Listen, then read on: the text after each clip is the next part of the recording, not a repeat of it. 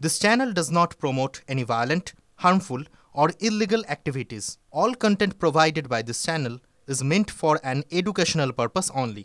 নিষেধাজ্ঞা উপেক্ষা করেই নবান্ন অভিযান সংগ্রামী যৌথ মঞ্চের হাওড়া রেল মিউজিয়ামের কাছে অবস্থান, জায়গায় জায়গায় পুলিশি ব্যারিকেড, সঙ্গে জল কামান। এই মুহূর্তের কি পরিস্থিতি জানাবেন আমাদের সহকর্মী সোমা রয়েছেন আমাদের সঙ্গে টেলিফোন লাইনে। সোমা, ঠিক এই মুহূর্তে কি অবস্থা? এই বৃষ্টির মধ্যে কিন্তু সংগ্রামী যৌথ মঞ্চে যারা প্রতিনিধিরা রয়েছেন, অর্থাৎ বকেয়া ডিএর দাবিতে যারা আন্দোলন করে যাচ্ছেন, তারা কিন্তু তাদের দাবিতে অনড় রয়েছেন।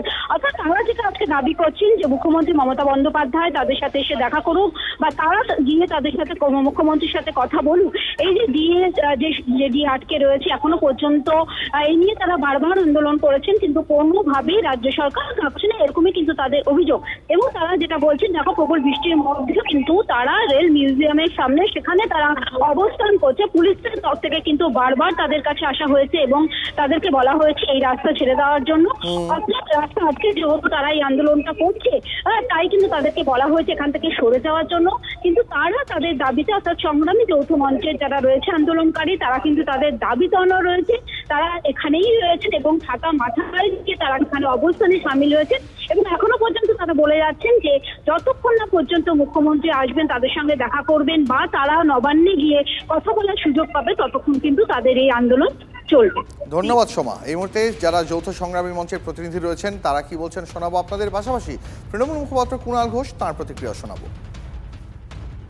আজকে আন্দোলনে যেটা আমরা করতে পেরেছি, যে আপনারা দেখেছেন যে বিগত 3 দিন ধরে আমাদের প্রত্যেকটা জেলাতে যারা নেতৃত্ব আছেন তাদের বাড়িতে বাড়িতে গিয়ে পুলিশি সন্ত্রাস চলেছে। বারবার করে তারা বলেছেন যে এই অ্যাসেম্বলিটা, এই মিছিলটা হচ্ছে কোনো পারমিশন নেই, সম্পূর্ণ আনলফুল হবে, আমরা অ্যারেস্ট করবো, করবো, সে ধমকি দিয়েছেন। তারপরেও সুবিশাল সমাগম নিয়েই আমরা মিছিলটা করেছি। অর্থাৎ এই প্রশাসনের বিরুদ্ধে গিয়ে যে আন্দোলন করা যায় সেটা রাজ্যবাসীকে আমরা আজকে দেখালাম। আর একটা জিনিসের সূচনা হলো যে সমস্ত কর্মচারী পক্ষ, চাকরি প্রার্থীরা, তারা সকলে ঐক্যবদ্ধ হয়েছেন। অপেক্ষা করুন, আগামী দিনে কর্মচারী আন্দোলনের আরও বৃহত্তম ঢেউ আছড়ে পড়বে। বিজেপি, সিপিএম, যারা এইসব অতৃপ্ত আত্মা যে রাজনৈতিক দলগুলো আছে তাদের প্ররোচনায় পা দেবেন বলে মনে হয়েছে। গণতান্ত্রিক রাজ্য, ফলে যে কেউ কোনো কর্মসূচি তারা করতে পারেন। গ্রুপ সি, গ্রুপ ডির অন্তর্বর্তীকালীন যে ভাতা মানবিকতার খাতিরে মমতা বন্দ্যোপাধ্যায় দিচ্ছিলেন, যা আটকাতে চাইছে তারাই আবার এই মিছিল করতে চাইছে।